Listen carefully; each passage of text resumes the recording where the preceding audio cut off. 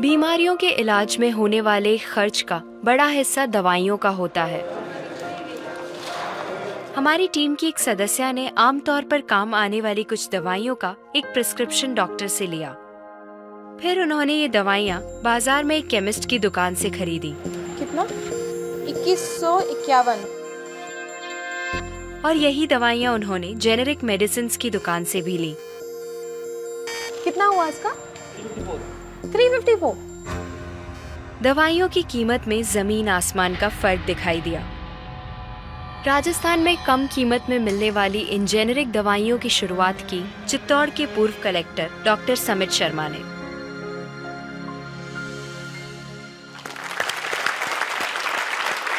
Doctor समित, मुझे बताइए कि ये कैसा मुमकिन है कि हमारी जो कॉरेस्पॉन्डेंट थी वो वही दवाइयाँ उन्होंने 2000 कीमत में उनको मिली एक दुकान में, और जो जेनेरिक मेडिसिन है उस दुकान में जब गई तो उनको कम में मिली, 300 में मिली। ये कैसे मुमकिन है? ठीक इसी समय प्रतिक्षण प्रतिपल एक ट्रेजेडी हमारे चारों ओर घट रही है। अर्थक्वेक की या कोई सुनामी की बात करें, उसमें जितने लोगों की जानें एक दिन में जाती हैं उससे ज़्यादा जानें प्रतिदिन इस ट्रेजेडी की वजह से जाती है। जी, वो क्या ट्रेजेडी है? वो ट्रेजेडी ये है साहब कि जो दवाइयों की जो वास्तविक कीमत है वो तो बहुत ही कम है, पर जो दवाइयाँ हम जब बाजार से खरीद के लाते हैं तो हमें वो 5 गुना, 10 गुना, 20 गुना, कई बार तो 50 गुना से भी ज़्यादा दामों पे हम उसको खरीदते हैं।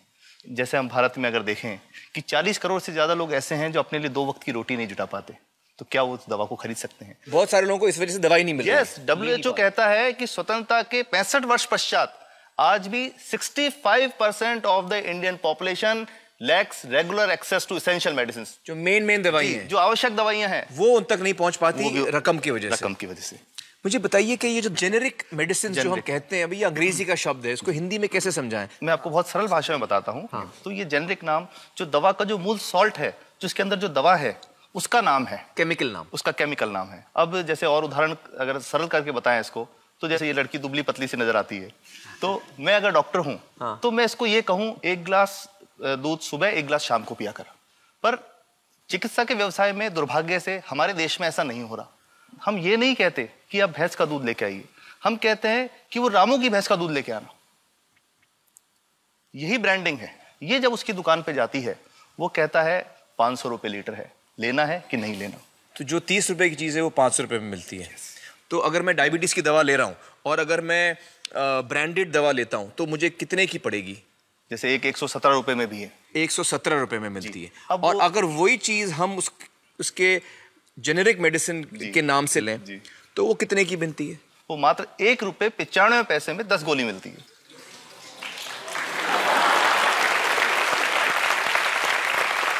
और दोनों गोलियों में कोई फर्क नहीं है किसी किस्म का? 100% समान, क्योंकि इसकी उत्पादन लागत ही इतनी है। उसका manufacturing, packaging, transport, retail margin, जो उसके मार्जिन जो हैं, जो हमारे ज्यादा वो सब मिला करके उतने की ही पड़ती है।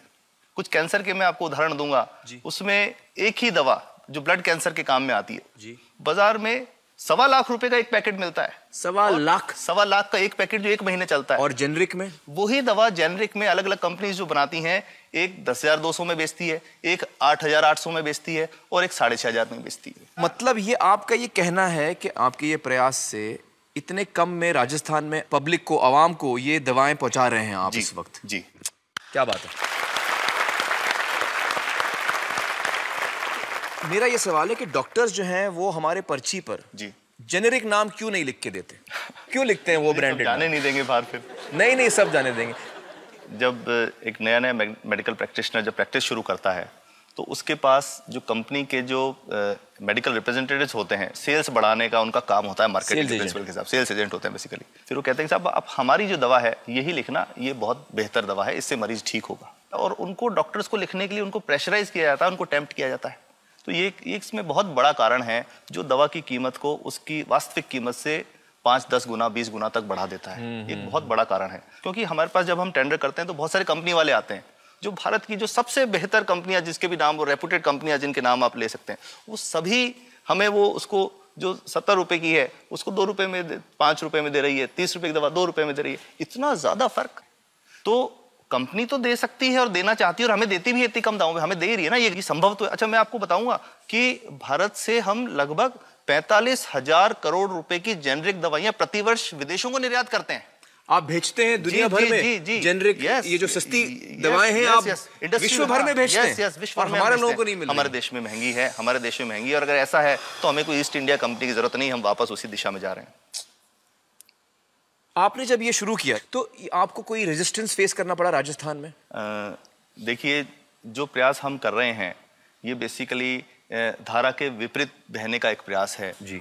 काफ़ी थ्रेट्स भी हैं, क्योंकि इसमें माफियाज भी हैं, ड्रग माफियाज जो ऑपरेट करते हैं, और हम हमेशा ये बात कहते हैं कि हम 100 साल से भी पुरानी शोषण की व्यवस्था को बदलना चाहते हैं, पर हमने हमेशा डॉक्टर्स को दोषी नहीं माना जी। सारे डॉक्टर्स बुरे नहीं है, 50-60% तो जेन्युइनली वो चाहेंगे कि गरीबों को कम कीमत पे दवा मिल जाए, वो चाहेंगे। और आज भी ऐसे डॉक्टर्स हैं जो अपने घर से सैंपल्स ला करके अपने जेब से पैसे निकाल के मरीज का इलाज कराते हैं, ऐसे डॉक्टर्स आज भी हैं। बिल्कुल सही। तो